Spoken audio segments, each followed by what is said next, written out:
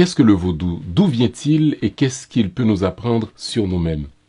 Justin Chrysostome d'Orsainville est l'un des premiers penseurs haïtiens à vouloir donner une réponse scientifique à ces questions dans son ouvrage Vaudou et Névrose, paru en 1931. Retour sur ce texte fondamental de la pensée haïtienne.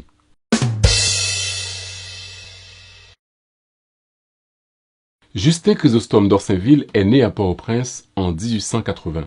C'était un intellectuel exigeant qui a passé une bonne partie de sa vie à étudier le vaudou avec la plus grande rigueur scientifique. Il pensait qu'on ne peut pénétrer intimement la mentalité du peuple haïtien sans une étude approfondie de nos origines africaines. Il s'est donc proposé d'expliquer scientifiquement le vaudou en le rattachant aux religions primitives. En 1931, à l'époque où il sort son grand ouvrage Vaudou et Névrose, certains étrangers et une partie de l'élite haïtienne méprisaient le vaudou et y voyaient de répugnantes scènes de cannibalisme. Et c'est dans le but de combattre ces clichés qu'il s'est consacré à l'étude du vaudou. Tout comme Jean Price Mars, il est incontestablement l'un des grands maîtres à penser de l'indigénisme haïtien. Mais il n'a pas eu la notoriété de Jean Price Mars. D'Orsainville était aussi professeur de philosophie et surtout auteur d'une histoire d'Haïti éditée par les frères de l'instruction chrétienne et qui a servi à l'enseignement des écoliers haïtiens.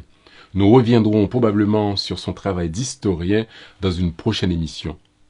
Parmi les nombreuses publications de Justin Chrysostome d'Orsainville consacrées au vaudou, nous nous arrêtons sur son ouvrage principal Vaudou et Névrose, et un autre texte Vaudou et Magie qui reprend et prolonge ses réflexions déjà exposées dans Vaudou et Névrose. Qu'est-ce que le vaudou? Avant de répondre à cette question, d'Orsainville se propose d'interroger l'origine du vaudou haïtien. D'où vient ce culte? L'auteur estime qu'on a cherché en vain l'origine du vaudou dans le veau d'or, ce symbole de l'idolâtrie décrit dans la Bible où les Hébreux, désirant voir Dieu, dressent un veau d'or pour le représenter.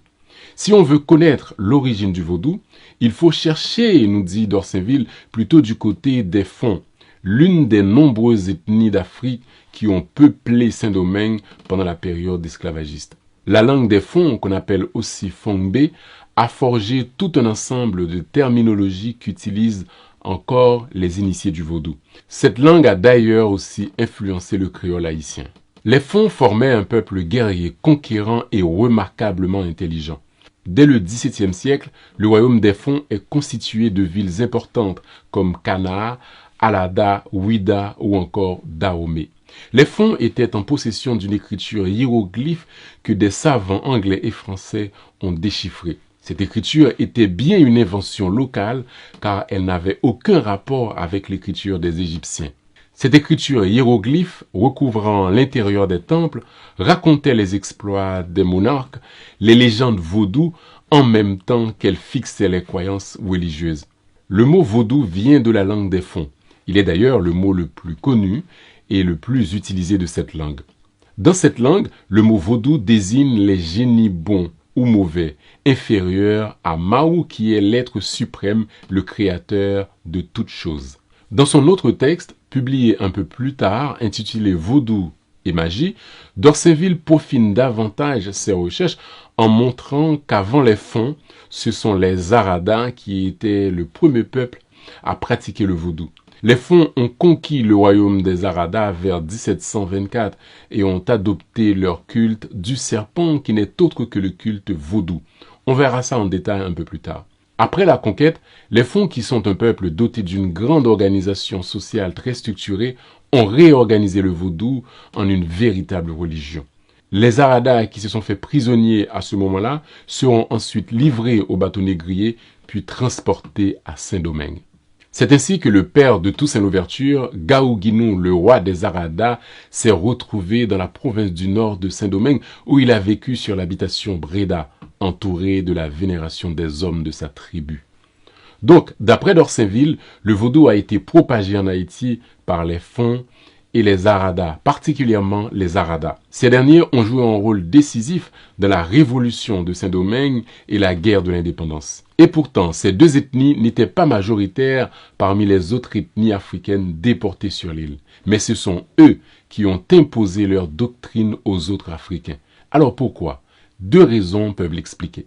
D'abord, il faut savoir que les Aradas et surtout les Fon sont des peuples de guerriers et de commandeurs.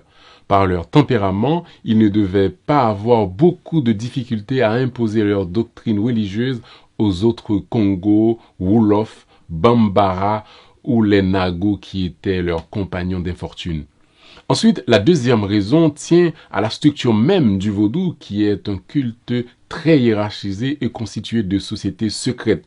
Donc, cette religion qui entretient le mystère avait tout pour attirer les autres. D'ailleurs, les colons étaient très méfiants par rapport à ce culte et soupçonnaient qu'il pouvait être un puissant élément de cohésion pour les esclaves. Ils ne se sont pas trompés, car c'est au cours d'une cérémonie vaudou que s'est élaborée la grande révolte des esclaves de Saint-Domingue. Revenons maintenant à la question de départ. Qu'est-ce que le vaudou? Selon d'Orsainville, le vaudou n'est autre qu'un cas particulier de culte du serpent.